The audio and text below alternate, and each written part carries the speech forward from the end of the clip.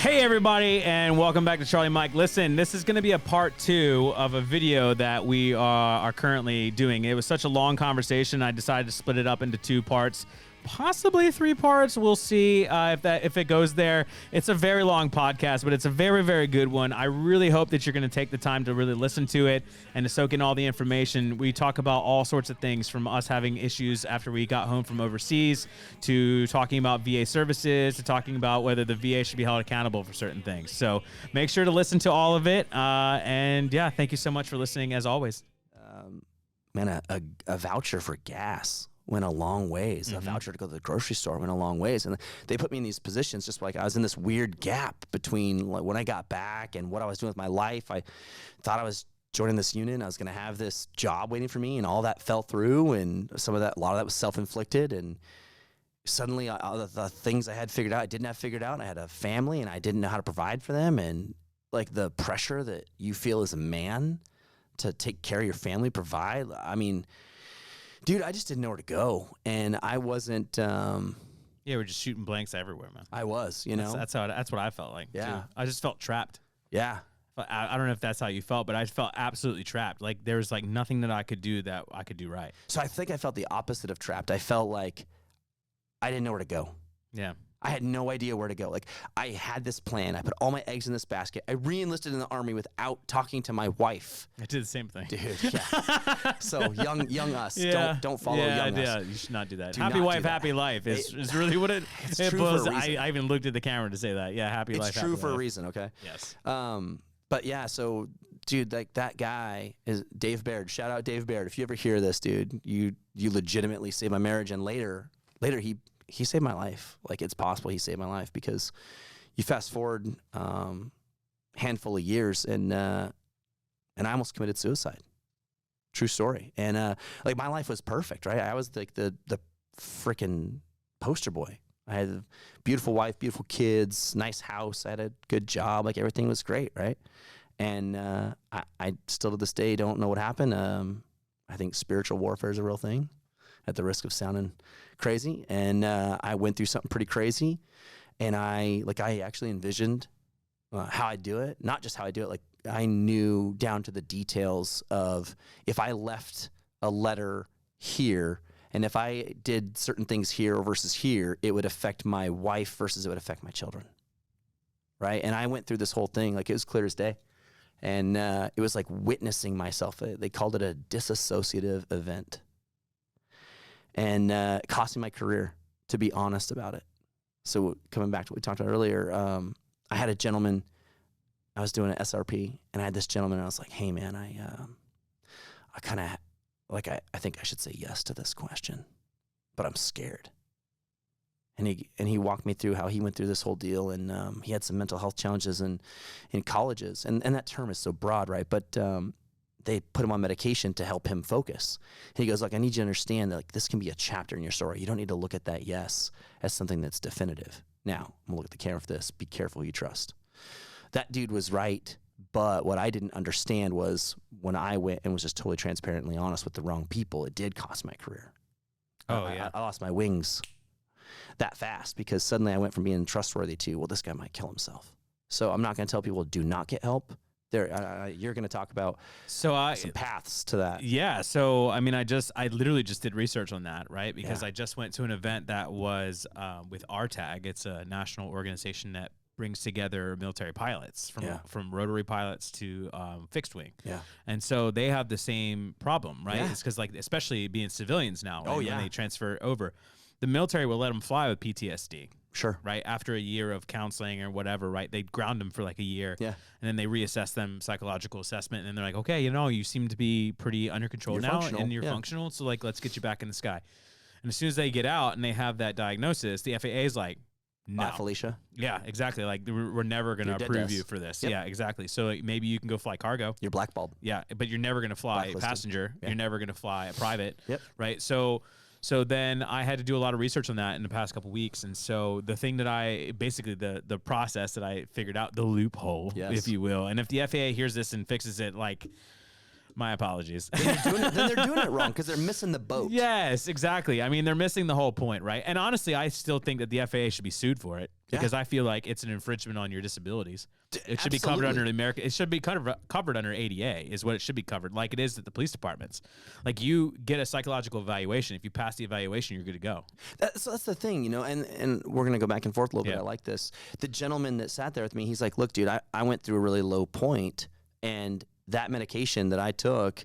Actually, it wasn't like something like lifesaver, but it did help me focus on all the things I needed to focus on. So it didn't allow me to focus on the low point, and it just leveled me out. And he goes, I'm going to be honest, I took it for a couple years, and I got to a point where we got to have a conversation. I said, I don't think I need this anymore. And it turns out I didn't. Well, that's what I tell people that all the time with medication, right? Is medication is either it's either a crutch or a wheelchair. Sure. Okay. Like sometimes, like if you get hurt, you're gonna need a crutch, right? Like you can't get around. It's used for movement. It's a tool. Yes, it's a that's tool. used temporarily to help you move forward. Okay.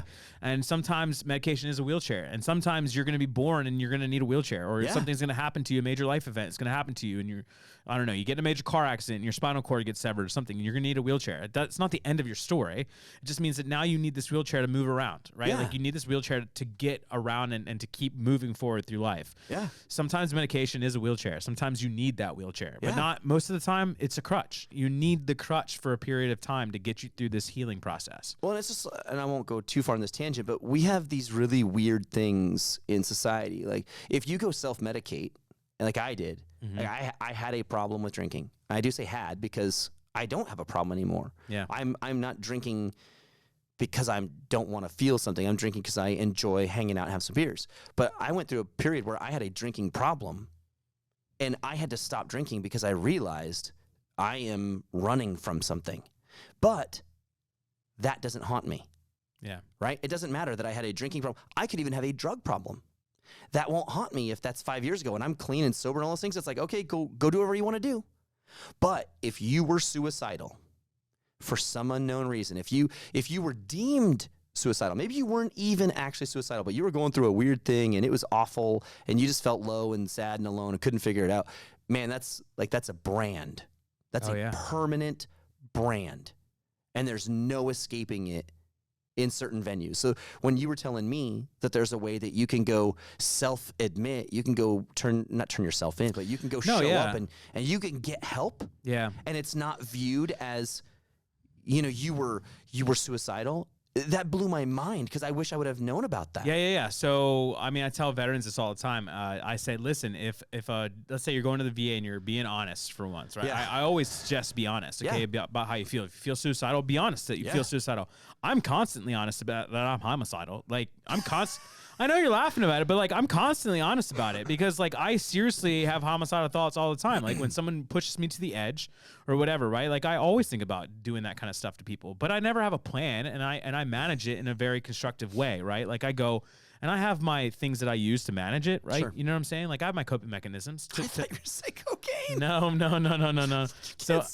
So I have my coping mechanisms to deal with, you know, I have ideations, okay? Sure. So people are allowed to have ideations. You're allowed to have an ideation. It's not healthy to talk or to think about having an affair, but it's different to like to think about taking the waitress out versus taking the waitress out. Exactly. Like you can think exactly. I mean, if you're going to use the waitress thing, you can think about taking her out all day long. Sure. You can window shop basically, right? But the thing is, like, once you have a plan, don't recommend that. Well, yeah, exactly. Well, once you have a plan set to like really start talking with her and engaging with her, and now you've had like a whole conversation in your head before you've had a conversation with her. Now, like, you're way beyond just an ideation. I think our society like draws the line at having a plan. Yes, exactly. And like that's what it is. Right? Yes. Legally and yes. You know, you get into morals and that type of stuff. It's a little blurry, but. So, like, the thing is, I always tell veterans, I say, listen, if the VA doctor says, like, you need to spend 72 hours somewhere, spend 72 hours there because there's a difference, okay? And it comes down to the Brady Bill, right? So the Brady Bill is what covers whether we can own a gun or not, okay? That's right. And so there's a difference between being self-committal, yes, okay, or being committed against your will. There's a large difference between that, okay?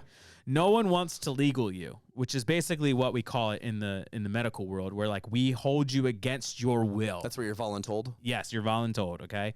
What we always try to do, and VA providers are like coached in this too, right? Is that they're always trying, okay, to get you to say yes to a committal, right? Because if you say yes, then you have self-committed yourself to a mental health treatment. Okay, so let's which is very different. Can we unpack that for a second? Because I don't want to gloss over this. You know, I think I represent a humongous percentage of the population. I'm sure. When I assume that me saying yes to that leads to the voluntold.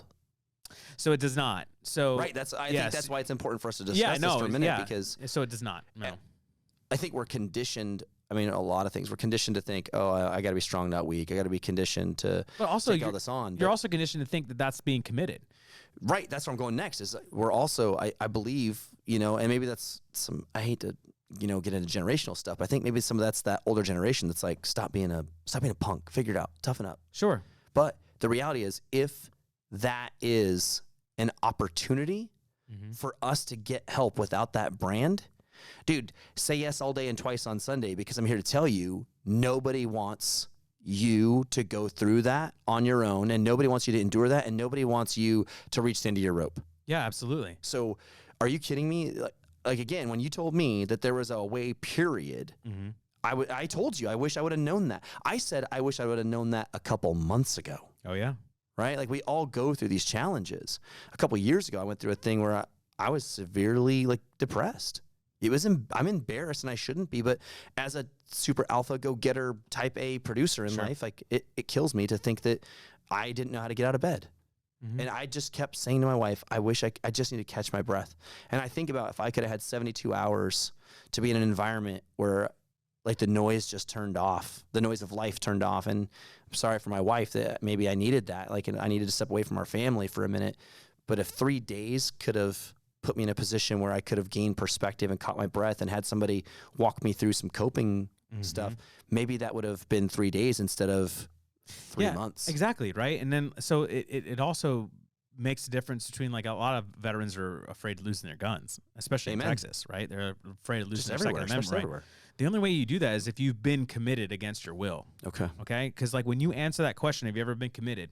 If no one has forcibly committed you, then no, you volunteered for treatment in a mental health facility. So that's not being committed. No, it's not. It's not being committed. That's an important understanding. So you going in, turning yourself in. Yes. There's better words. Sure, here, whatever. I mean, but we can call it that. Yeah. So you deciding, hey, I'm going to go get some help here. That's not you being committed. No. So you can still say, no, I've not been committed, because committed means you've been voluntold. Absolutely. You've been forced to go. Yes. So you're not even being dishonest. You're not even just protecting yourself. You just need to understand you can get help without burying yourself, without putting yourself in a position where you feel like you're losing things. Yes. You know, potentially your career, potentially your guns, potentially your whatever.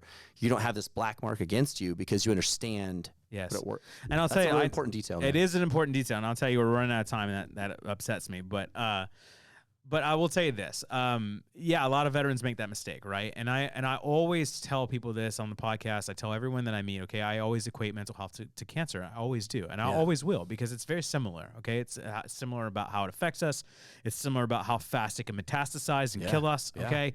And so it's very similar. So people are so afraid of inpatient therapy, okay, and inpatient programming and things like that. Do not expect the VA to fix you on your first inpatient stint, okay? Like, if you have to spend 72 hours is like you going to an emergency room, okay? You're going to be in an emergency room environment that's a mental health environment for 72 hours. So we're going to assess the situation. We're going to assess whatever it is that's going on with you, and we're going to try to stabilize you as much as possible to get you to another program, right? To get you to a longer-term inpatient program if we feel like that might be necessary, or outpatient programming, or whatever it is, okay? But our job is to sustain you, right? Is to stabilize. I think stabilize is a better word. Yeah, because, so like I said, like I just needed to catch my breath, I kept saying. And I knew, I'm a pretty smart dude. So I knew that there's an answer, a solution to these challenges. And I also knew I didn't freaking have it. I just didn't know who did. And I didn't know where to go to get it. So that's why, I mean, is it ironic? I don't believe in irony. You could say it's ironic that we're sitting here today and that we've had the conversations we've had based on, you know, I'm looking at it through my lens, through my life, and we're only talking because I came to the VA to get care. Yeah. Right? So I woke up one day and couldn't lift up my arms. True story. I had a a disc in my neck that was really bothering me, and I woke up one day and it went from really bothering me to I literally couldn't function. And I tried toughing it out for a couple months, and then I realized, holy cow, I should explore the VA.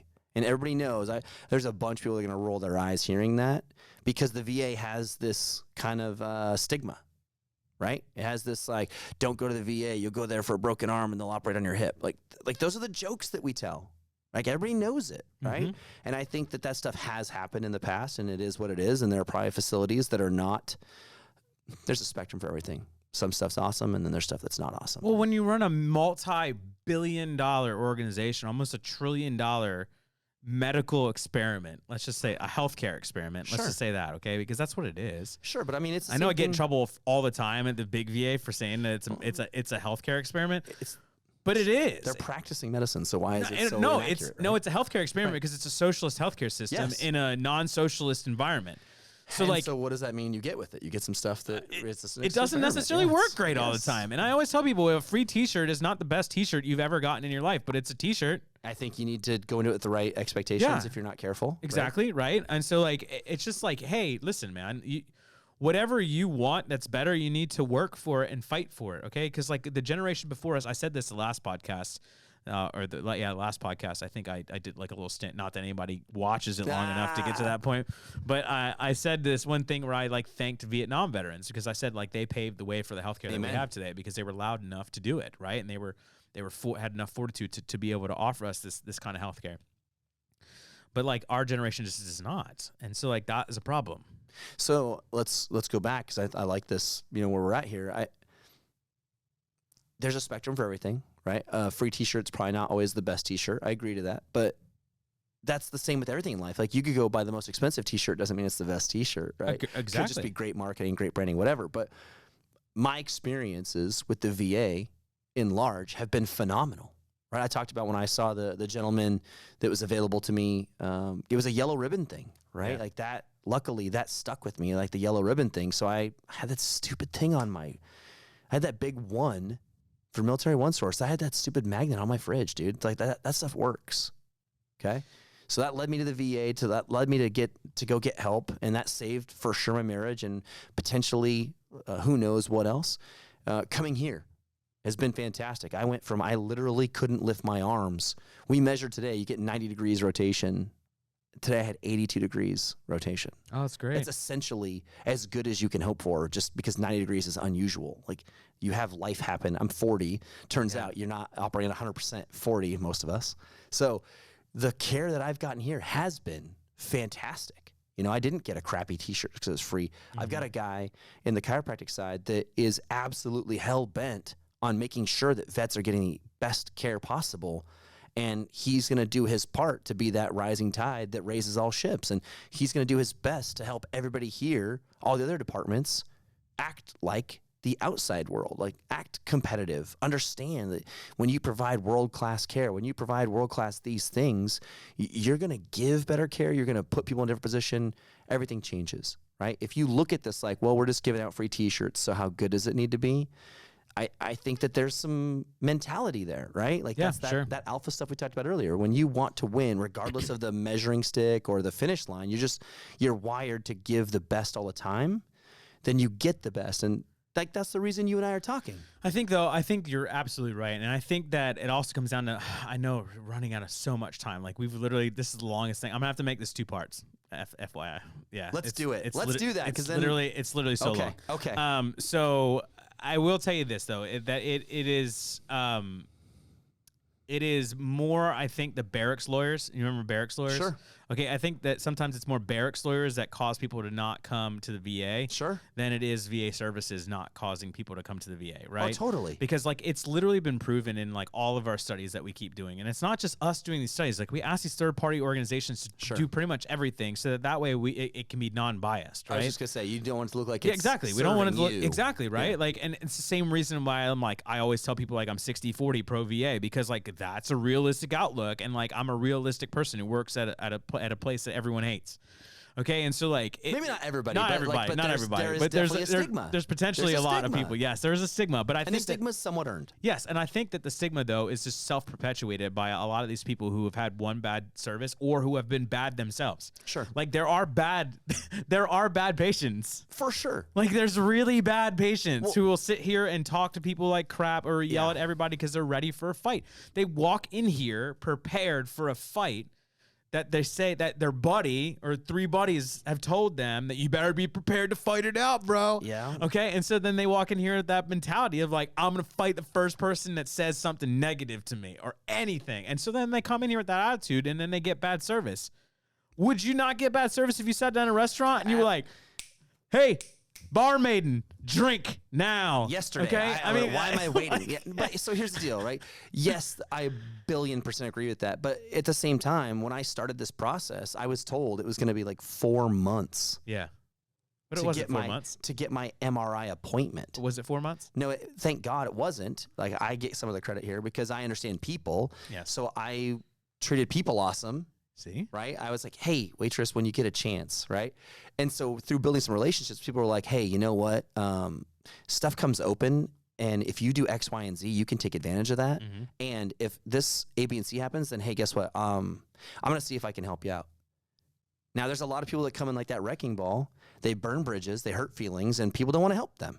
That's the thing. That's the thing in life. And I understand, like, you know, people will talk about this all the time on social media, and I don't really want to get caught up in this, but like people talk about this all the time on veteran posts, social media too, like, you know, like the North Texas Veterans veteran page or whatever. Yeah. Okay, people will comment and they're like, the VA just won't help me and blah blah blah blah blah blah. It's not that the VA won't help you. True. You're never, the VA is always trying to help you. Yeah, but like we also need you to help yourself, right? And to like, I always tell people this: you're not entitled to anything. Amen. You're not entitled to health care. That's true. Okay, you're just not. You're not entitled to the health care that this place provides you. You are very deserving of this health care that this place provides you because you served your country. So you are deserving of every last drop of health care that you can squeeze out of this place, okay? Yeah. And you are deserving of world-class health care because of what you have done for this country. Right. But you have to remain deserving. Not just that, like you have to take ownership of it. Yes. Like, maybe I'm deserving, but I genuinely don't expect someone to be like, hey, Logan, would you like to come in on Tuesday? No, that's not how it works. Like, I am responsible for getting my health care started. Yes. I'm not a doctor. I don't know anything, but I know I can't lift my arms, so I got to make phone calls, and I got to go jump through some hoops, and it's a pain in the butt. But like, you got to take ownership of your half of the coin so that the people on the other half of the coin can do that, right? And so there's a bunch of people. There are always going to be bad apples that bring a bad light to things. And you and I are sitting here today because I've had a phenomenal experience with the VA, and I was talking to my provider about that, and he was like, dude, I know a guy that you should talk to. Like, you guys are wired kind of similar. I think that this could be cool. You guys might really hit it off. And lo and behold, I had no idea, like, this is where I didn't think this was going to happen. And here we've had some fantastic conversations, and this has been a cool experience. And again, like, if you're wired, your goal is to help people, and you want other veterans to benefit from the lessons you learned the hard way. Yeah, absolutely. And I tell veterans this all the time. I say, listen, it's like playing 5-card draw, okay? Like you're playing poker. Sure. Okay? With your life, with all the resources that you have accumulated, okay? It's your 52 cards. It's a deck that you have to pull from, okay, to get a good hand. You cannot play this game holding 2 cards. Sure. It's 5-card draw for a reason because it requires 5 cards, okay? And so some people are sitting there and they're like, okay, well, I have my disability, okay, and I have my GI Bill. I'm set. And I'm like, that is 2 of the major cards, so now let's take this analogy a step further, right? The dealer actually answers to you. That's what's crazy. Yes. The dealer answers to you. There's nothing that's ever final. You get to say, you get assigned something. You're like, hold on, I want to, like, I don't know if I want to do that. Like, I don't know if I want to have surgery. Are there other options? Or, I'm getting a really bad vibe from this location. I don't think I want to trust this location. Or a doctor. Or this doctor, yeah, right? You can just change doctors. Yeah, just like that. You don't want to go to Dallas? Come to Garland. Yeah. Right? You don't want to go to Garland? Go to Sherman. Like, you need to feel like you are where you're going to get that best healthcare, which, shameless plug, I've had fantastic experiences at Garland. So you want to come check out Garland, I think you'll see what I've seen. But man, like, the dealer answers to you. Yes. So if you want to play 2 cards, shame on you. That's right. You want to take a crappy hand and blame other people? Man, shame on you. It's your life. Grab that bull by the horns and take advantage of the opportunities here, because you are deserving and there's an awful lot at your fingertips. You just got to be willing to grab the freaking wheel. Yeah, well said. I'm going to end it on that because it was well said. That was extremely well said.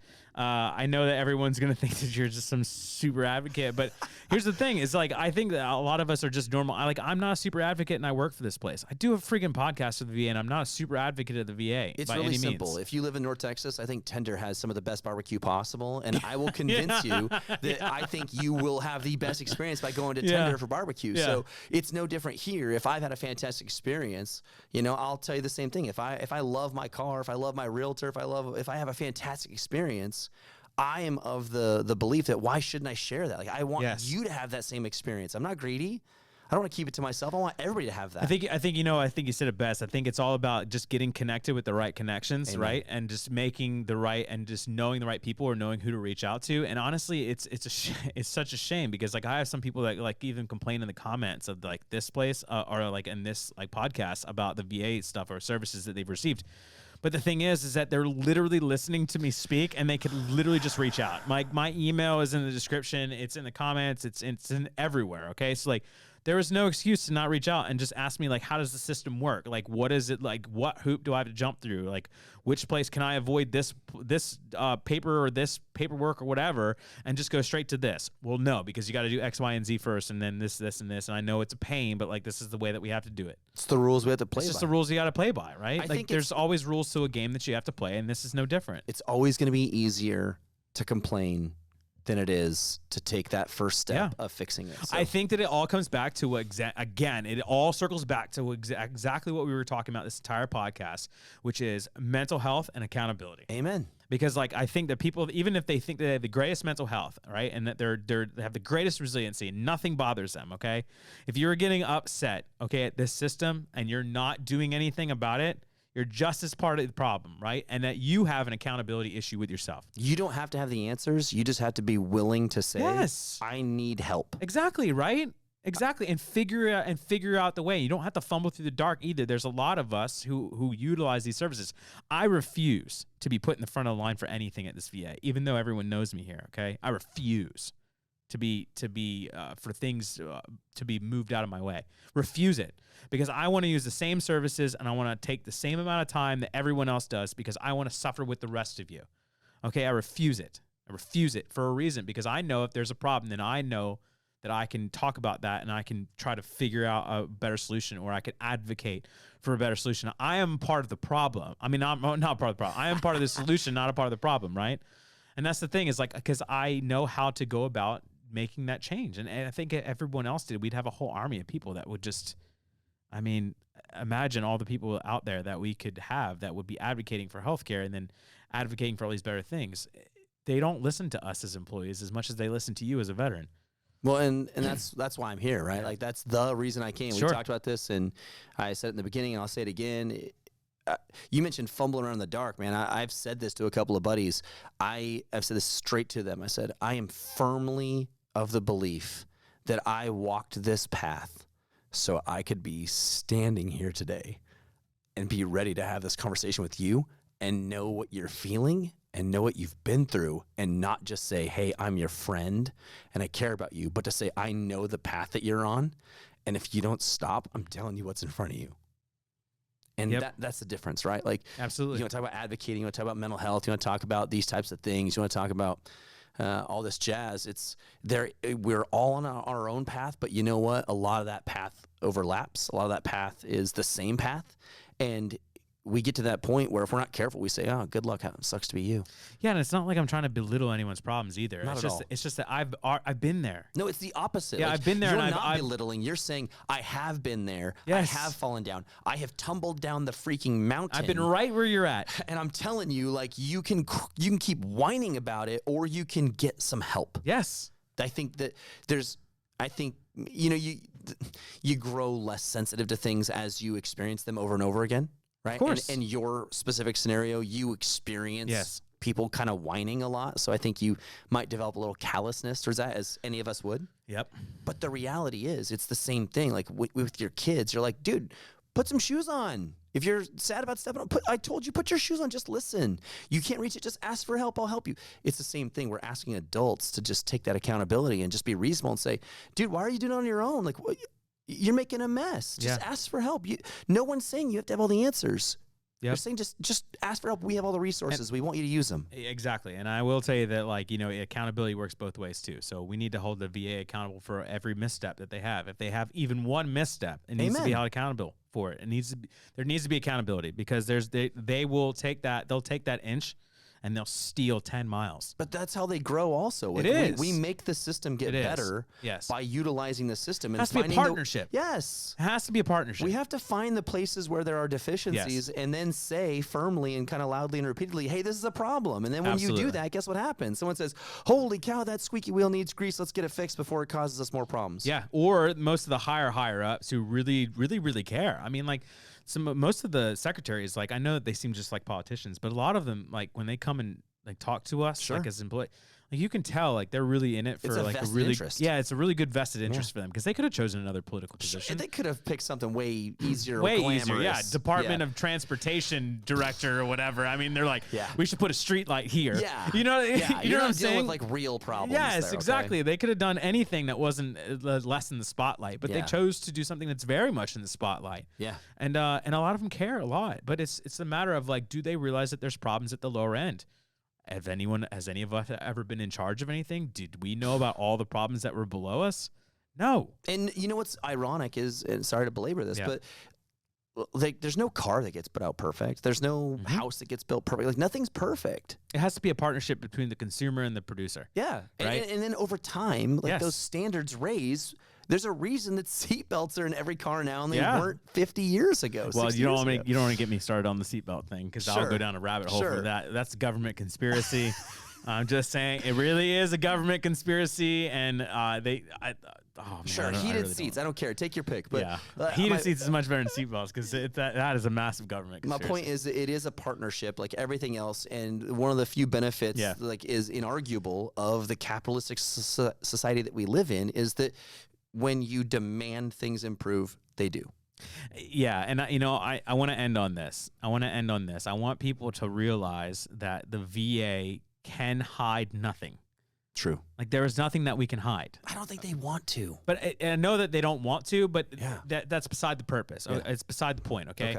The point is that we don't work like in regular medical facility, okay? And we don't have billions of dollars to hide anything.